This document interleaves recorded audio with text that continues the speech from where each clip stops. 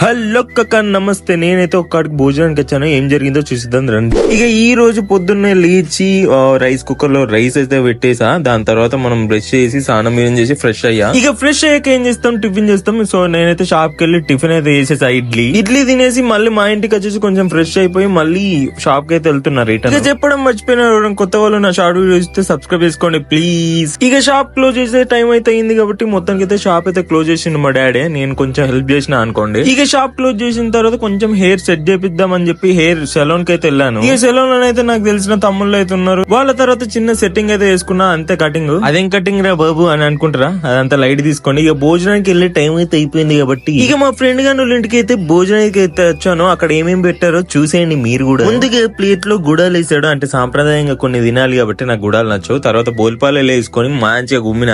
ఇక మంచిగా శుభ్రంగా తినేసాక ఇంటికి వెళ్ళి మంచి బట్టలు వేసుకొని ఆరాంసే అనుకున్నా.